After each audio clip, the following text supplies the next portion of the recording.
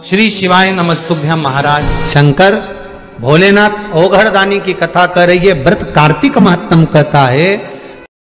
महाराज शनिवार के दिन अगर शिव की आराधना करी जाए, शनिवार के दिन अगर शंकर को जल चढ़ाया जाए तो जिंदगी में व्यक्ति की कभी अकाल मृत्यु नहीं होती। महाराज हरिद्वार के गंगा जल को भरकर लाया जाता है, गंगोत्री के गंगा जल को भरकर लाया जाता है, प्रयागराज के गंगा जल को भरकर लाया जाता है। तुम जहां जाओगे वहां के गंगा जल को भरकर लाया जाता है, केवल काशी का गंगा जल भरकर नहीं लाया जाता। काशी का गंगा जल भरकर क्यों नहीं लाते? क्योंकि काशी के गंगा जल में छोटे छोटे जीव होते हैं, उसकी रज में जीव होते हैं, उस काशी की भूमि पर जीव होते हैं। वो जीव गंगा के जल में होते हैं और ना जाने कितना उन्होंने पुण्य करा होता है, तब जाकर उनका काशी में जन्म होता है। और जन्म भी इसलिए लेते हैं कि काशी में प्राण छोड़ेंगे तो हमारा दूसरी बार जन्म नहीं होगा। और हम वो गंगा जल में अगर उनको भर कर ले आते हैं तो वो जीव भी हमको बद्दुआ देते हैं कि मैं तो मुक्ति के लिए काशी में रह रही थी, तू मुझे भर कर ले गया। थोड़ा सा मनन चिंतन करना पड़ेगा, थोड़ा मंथन करना पड़ेगा। महाराज अगर भगवान की भक्ति को पाना है, भगवान के स्मरण को पाना है, तो फिर थोड़ा सा मंथन कर कर प्राप्त किया जा सकता है। भगवान से निवेदन करना कि मुझे मेरे भाग्य का देना, मुझे दूसरे के भाग्य का नहीं चाहिए। मैया हाँ बोल, क्या बात है बेटा? माँ पिताजी कहाँ? तो के चौसर खेले थे मेरे साथ में, हार गए, कहीं चले गए। मैया आपको नहीं मालूम पिता कहाँ गए? नहीं। भगवान कार्तिक के ढूंढते ढूंढते गंगा जी के तट के पार नीलकंठेश्वर भगवान शिव बैठकर भस्म लगाकर बैठे हुए, बहुत शीतलता थी और शिव जी भस्म लगाकर विराजमान थे। भगवान शंकर बैठे हुए थे। कार्तिकेय जी ने पूछा, पिताजी ये क्या दशा बना रखी है? बाबा भोलेनाथ जी बोले, ये तेरी मैया की कृपा है। भगवान जब देता है तो छप्पर फाड़ के देता है और जब लेता है तो तन का कपड़ा भी उतार लेता है। कार्तिकेय मामा ने जाकर जब देखा पिताजी नग्न अवस्था में बैठे थे, पिताजी तुम्हारी दशा कैसे? मां ने ले लिया, सारा के सारा चौसर में हार गया। इतने में कार्तिकेय ने कहा, तुम चिंता मत करो, मैं लेकर आता हूं वस्त्र। कार्तिकेय बाबा पहुंच गए और मैया से जाकर बोले, माँ मैं आपके साथ में चौसर खेलना चाहता हूं। माँ ने बोला, बेटा छोटे छोटे बच्चों के साथ खेल, तू हमारे साथ चौसर क्यों खेलता? नहीं माँ, मैं आपके साथ चौसर खेलूंगा। माँ ने कहा, ठीक है आप एक अब ईमानदारी से बोलना, आपका बेटा आपके साथ अगर चौसर खेलने बैठा हो तो ईमानदारी से बोलो, आप जीतना चाहोगी कि आपके बेटे को जिताना चाहोगी? अरे बोलो तो, कितनी जल्दी बोली। क्योंकि ऐसी कोई मां नहीं जो अपने बेटे का भला ना चाहती है। फिर वही वाली बात आ गई, बेटा चाहे ताने दे, बहू चाहे गाली दे, तो भी जायदाद का हिस्सा वो बेटे और बहू को दे, कुछ भी करा। बोले बोले तो बोलने में क्या। कार्तिकेय के साथ में चौसर खेलने के लिए बैठी और माता जगत जननी जगदम्बा जब चौसर खेलने बैठी, कार्तिकेय को जिताती चली गई। कार्तिकेय ने पूछा, माँ आप लगाओगी क्या? माँ ने बोला, बेटा तेरे को जो चाहिए वो ले ले। माँ मैं जो मांगूंगा देना पड़ेगा। हाँ दूंगा। तो माँ लगाओ। पिताजी के सारे कपड़े, त्रिशूल, डमरू, रुद्राक्ष लगा दो। और माँ ने चौसर में लगाया, अपने बेटे कार्तिकेय को जिताया। जैसे ही कार्तिकेय जीते, लेकर पिताजी को दे दिया, पिताजी को दिया। पिताजी ने वस्त्र धारण करे। थोड़ी समय के बाद में श्री उसी समय पर कुछ ही समय बीता और समय के बाद श्री उसी समय गणेश जी महाराज आ गए। उसी पल, उसी घड़ी, उसी क्षण। कौन आए? गणेश। और गणेश जी महाराज का आगमन हुआ। गणेश जी ने अपनी मां को देखा, मां आज तू आंखों में आंसू भरकर बैठी है। मां आज तू रो रही है, क्यों रो रही हो? मां आपको क्या हुआ? क्या बात है मां? आपके रोने का कारण क्या है? माता पार्वती ने कहा, बेटा तेरे पिताजी चौसर खेल कर गए, उनके वस्त्र मेरे पास में थे, उन वस्त्रों को देखकर मैं उनकी याद कर लेती थी, परंतु अब वो तो वस्त्र भी कार्तिकेय ले गया चौसर खेल। गणेश जी बोले, मां तो चिंता मत कर, अभी पिता के वस्त्र लाकर तुझे देता हूं। और गणेश जी पहुंच गए सीधे नीलकंठ पर। पिताजी से बोले, पिताजी मैं आपके साथ चौसर खेलूंगा, मैं आपके साथ चौसर। शंकर भगवान समझ गए, आ गया माँ का प्यारा, बड़ा बाप को प्रिय, छोटा माँ को प्रिय, आ गया। कार्तिकेय बाबा भोलेनाथ को लेकर, लंका के राजा रावण को लेकर भगवान विष्णु से निवेदन कर कर उनको नारायण को बनाया पासा, और कार्तिकेय ने शंकर भगवान को ले जाकर माँ के सामने बिठाया। माँ, पिताजी आपके साथ चौसर खेलना चाहते हैं। माँ ने कहा ठीक है, आइए बैठो। पर पिताजी एक बात कहना चाहते हैं। बोलो, क्या कहना चाहते हैं? चौसर का जो पासा होगा, शिव जी कहते हैं वो मैं दूंगा। पार्वती जी ने सोचा हमेशा मेरे पासे से खेलते थे, आज ये स्वयं पासा लेकर आ गए, बात क्या है? और बाबा भोलेनाथ जी ने उसी समय पर कहा ठीक है। पार्वती मैया बोली, भोलेनाथ निकालो पासा। शिव जी ने झोली में से पासा निकाला और निकालकर जो सो चौसर खेलना चालू करा। अब तो वो नारायण तो पासे के रूप में, जैसा भगवान भोलेनाथ चाहे वैसा वो पासा पलट जाए। डमरू, त्रिशूल, रुद्राक्ष सब चले गया। पार्वती मैया रोने लगी, आंख में आंसू भर गया। माँ जगत जननी की आंख में जब आंसू आए तब गणेश जी को लगा, माँ क्यों रो रही हो? माँ बोली, बेटा जिंदगी में पहली बार हार रही हूँ, समझ में नहीं आ रहा क्यों हार रही हूँ। गणेश जी ने कहा, मैया तू रुक जा। गणेश जी ने चूहा से बोला, पता लगा, और चूहा गया। चूहे ने कहा, प्रभु ये जो पासा है ना, ये नारायण है। तो भगवान गणेश ने कहा, नारायण है, अगर ऐसे प्रकट करेंगे तो दिक्कत होगी। एक काम कर चूहा, तेरी तो आदत है कुतरने की, जैसे ही पासा पटके वैसे ही उनका पांव कुतर देना। जैसे ही भगवान भोलेनाथ ने पासा को पटका, पासा पटकते ही चूहे ने जाकर कुतर दिया। जैसे कुतरा, नारायण जी उस सामने प्रकट हो गए, और जैसे ही प्रकट हुए, भोलेनाथ बचाओ, भोलेनाथ बचाओ। भोलेनाथ जी बोले, तुमसे कहा था पासे बने रहना, ओरिजिनल रूप क्यों आ गए? भगवान नारायण बोले, ये पूरा कुतर देता। भगवान पार्वती मैया को क्रोध आ गया। माता पार्वती ने कहा, नारायण आपने मेरे साथ छल किया है। ये लंका का राजा रावण तुम्हारे साथ में बैठकर निर्णय देने खड़ा है। मैं श्राप देती हूं, इतना प्रेम तुम दोनों में है तो तुम्हें श्राप देती हूं, लंकाधिपति रावण तुम्हारा वध ये नारायण करेंगे और इनको नर तन में पृथ्वी पर आना पड़ेगा। और कार्तिकेय, तू छोटा होकर इतने बड़े बड़े विचार रखता है, तुझे श्राप देती हूं, जिंदगी में कभी तू बड़ा नहीं होगा। और कार्तिकेय छोटे की छोटे बने रहे, छोटे से। कार्तिकेय कभी बड़े नहीं हुए। शनिवार के दिन जो पीपल के वृक्ष में सरसों के तेल का दीप लगाता है, उसको शनि कभी परेशान नहीं करता। एक बात हमेशा ध्यान रखिएगा, मान लो अगर कोई भारी रोग ऐसा शनि महाराज के कारण हो गया हो, अच्छे काम करते करते उल्टे हो रहे हैं, होते हैं किसी किसी के साथ में, विपरीत परिस्थितियां आ जाती है। अच्छा करने जाओ बुरा हो जाता है, अच्छा कर्म करने जाओ बुरा हो जाता है। तो पीपल के वृक्ष की जो छाल होती है, छाल देखिए, पीपल के वृक्ष में जो छाल लगी होती है, उस छाल को घिसकर चंदन बनाकर भगवान शंकर का स्नान कराकर, अभिषेक कराकर, पूजन कराने के बाद में पिपलेश्वर महादेव का नाम लेकर, कौन से महादेव?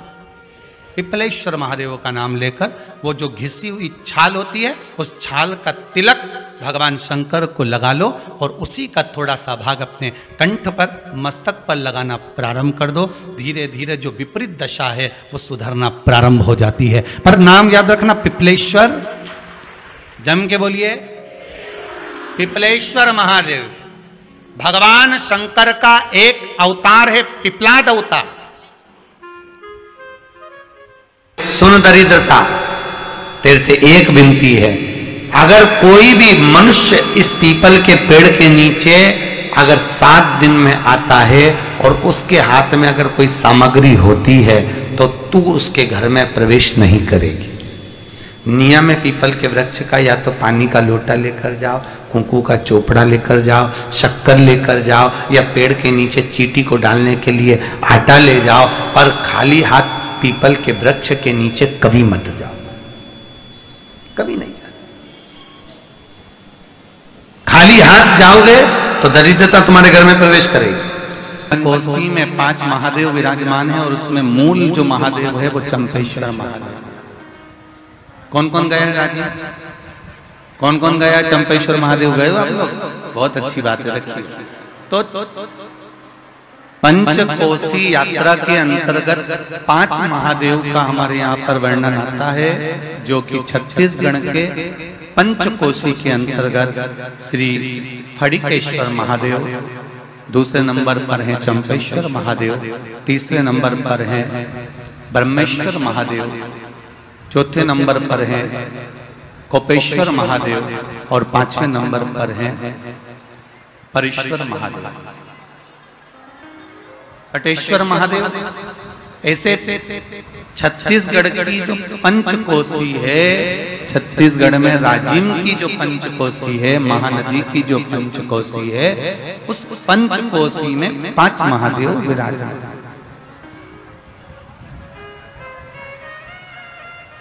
और पंचकोसी के वो 5 महादेव में जो मूल महादेव का वर्णन किया गया है वो चंपेश्वर महादेव का किया गया।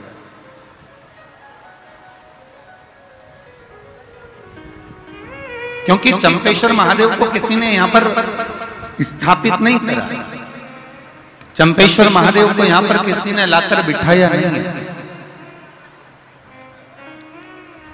जैसे 12 ज्योतिर्लिंग में भगवान शिव स्वयं प्रकट हुए हैं, उसी तरह से छत्तीसगढ़ के चंपेश्वर महादेव चंपारण में स्वयं प्रकट हुए हैं। यह कोई साधारण नहीं है।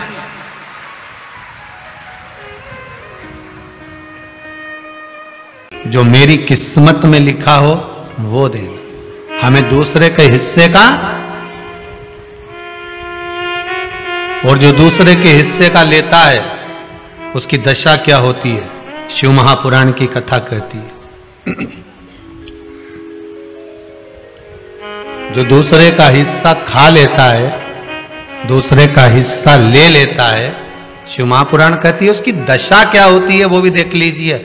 उसमें एक देवता ऐसे हैं जिन्होंने दूसरे का हिस्सा खाने का प्रयास किया था। एक देवता ऐसे हैं जिन्होंने दूसरे का हिस्सा खाने का प्रयास करा था, और आज भी उस देवता से दुनिया डरती है। और उन्होंने दूसरे का हिस्सा खाने का प्रयास करा था तो शंकर भगवान ने उसको भी नहीं छोड़ा था। कौन से देवता हैं? वो बाल्टी में हर शनिवार को आते हैं आपके यहां। कौन से? शनि देव। उनने क्या करा था? भगवान सूर्य नारायण ने अपने सारे पुत्रों को देखा, सारे पुत्रों को, तो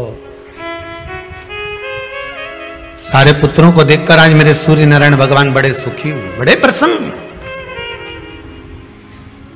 मेरा पुत्र शनि भी श्रेष्ठ है, मेरा पुत्र यम भी श्रेष्ठ है, सब ठीक है। आज भगवान सूर्य देवता ने अपने पुत्रों को बुलाकर कहा, आज मेरा मन कर रहा है कि मैं सारे लोगों का राज्य अपने पुत्रों को बांट दूं, सबको अपना अपना हिस्सा दे दूं।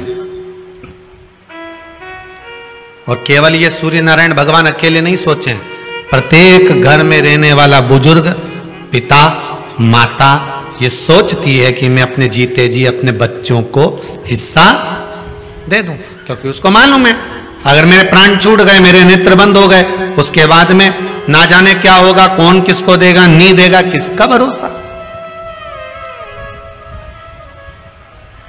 मैं अपना एक एक क्षेत्र का हिस्सा मैं देना चाहता हूं। शनि महाराज जी को भी हिस्सा दे दिया गया। अब जब शनि महाराज जी को हिस्सा दे दिया तो शनि महाराज जी संतुष्ट नहीं हुए। दुनिया में ऐसे लोग बहुत सारे हैं जो संतुष्ट बहुत कम हो पाते हैं। समय की परिभाषा है, हो सकता है कि घर में जब बड़ी बहू आई होगी तब घर की परिस्थिति इतनी नहीं रही होगी, बोलो सही है कि गलत है? हो सकता है बड़ी बहू के आने के समय पर इतनी परिस्थिति नहीं रही हो, इतना धन घर में नहीं रहा हो, तो बड़ी बहू को जो दिया चढ़ावे में हो सकता है कि कुछ 1 तोला 2 तोला 3 तोला दे दिया होगा, या थोड़ी साड़ियां, थोड़ा सा लहंगा हल्का दे दिया होगा।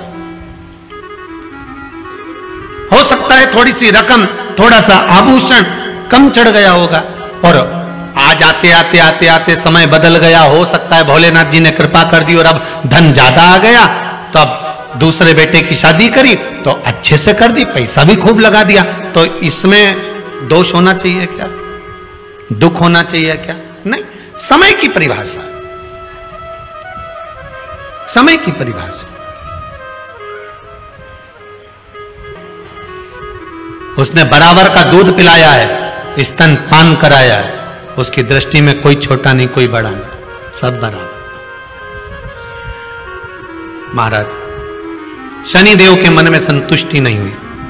जब शनिदेव के मन में संतुष्टि नहीं हुई तो शनि महाराज उसी समय पर अपने सारे भाइयों का हिस्सा बटोरने लगे, उस पर कब्जा करने लगे। कब्जा करने लगे तो सूर्य देवता की आंख में जल भर गया। कितना तेजवान सूर्य नारायण, कितने तेजवान, कितना तेज भगवान सूर्य के पास में था, पर शनि महाराज को देखकर आज रो रहे हैं। शनि महाराज को देखकर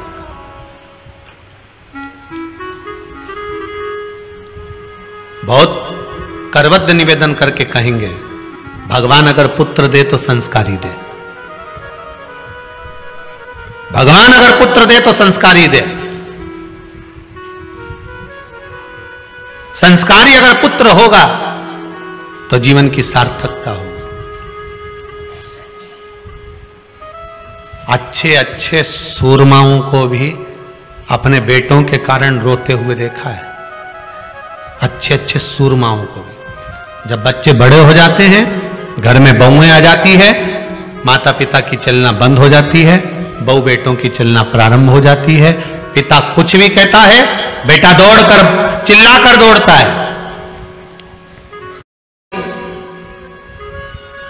अच्छे अच्छे सूरमा को भी, इसीलिए आपको बार बार कहते हैं, जब तक शरीर चले और तुम्हारे घर में चले, तब तक सारे दान पुण्य भजन कीर्तन सत्संग तीर्थ सब कर लो।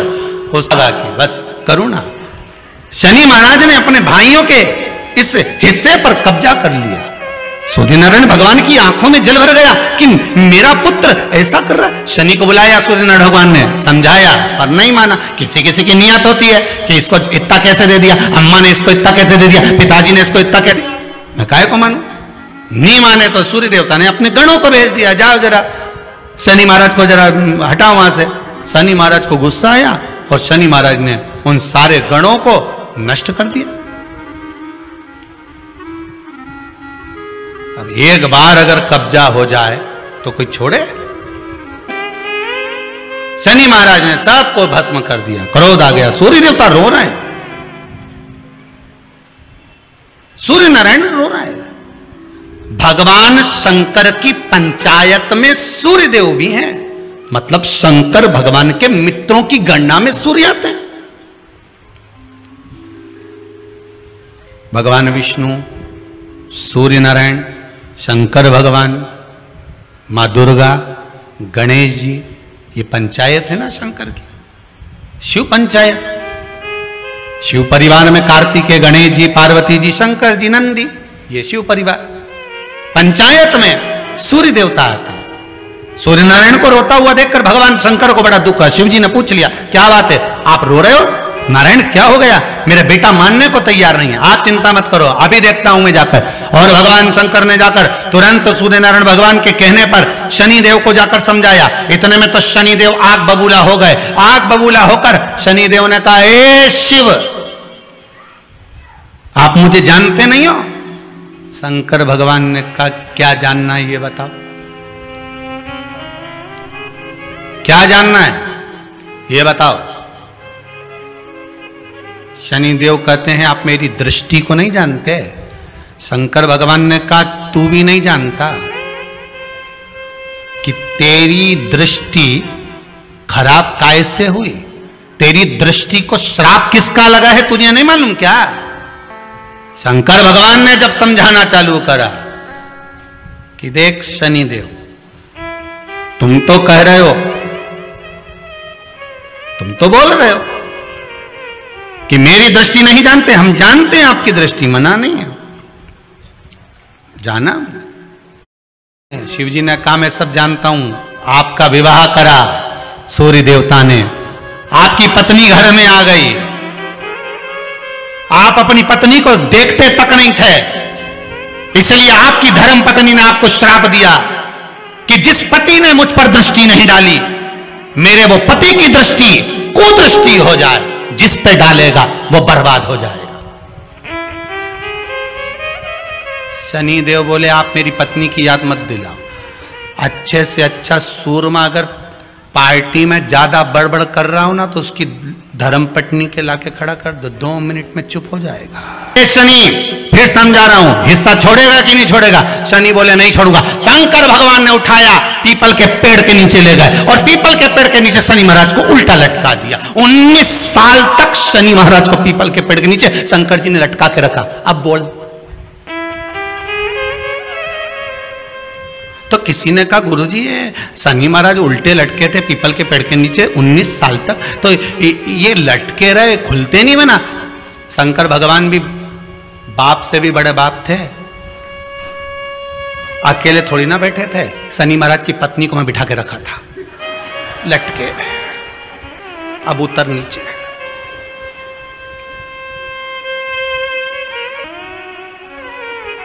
शनि महाराज ने देखा इसी ने मुझे श्राप दिया है, मेरी दृष्टि कुदृष्टि हो जाए, और इसको मैं देखना पसंद नहीं करता। तो शनि ने 19 साल तक आंख नहीं खोली। शंकर जी ने भी कह दिया था यहीं बैठी है, खोल मत लीजिए, तो बाप रा खोले ही नहीं आंख, ओंधा लटके पीपल के पेड़ में। कई बार शनि महाराज ने शिव जी से कहा गई क्या?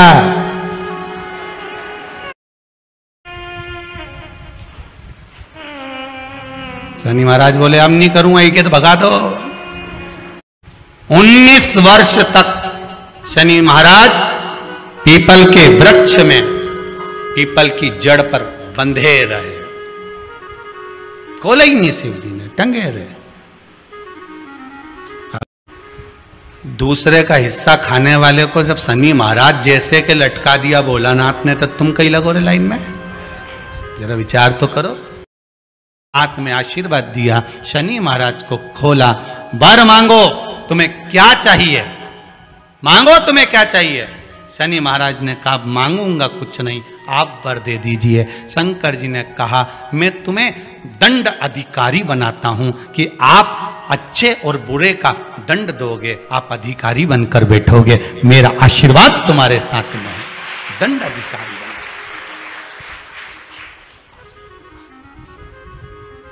पीपल की जड़ में बांधा है तेरे को, पीपल की जड़। श्री शिवाय नमस्तुभ्यम।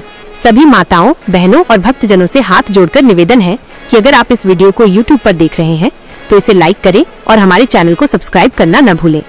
भविष्य में आने वाले वीडियो की जानकारी के लिए बेल आइकॉन दबाएं। कमेंट बॉक्स में हर हर महादेव अवश्य लिखें और इस पुण्य के कार्य में अपने दोस्तों और परिवार को भी शामिल करें। इस वीडियो को उनके साथ शेयर करें ताकि वे भी इसे सुनकर लाभ उठा सकें। श्री शिवाय नमस्तुभ्यम। हर हर महादेव।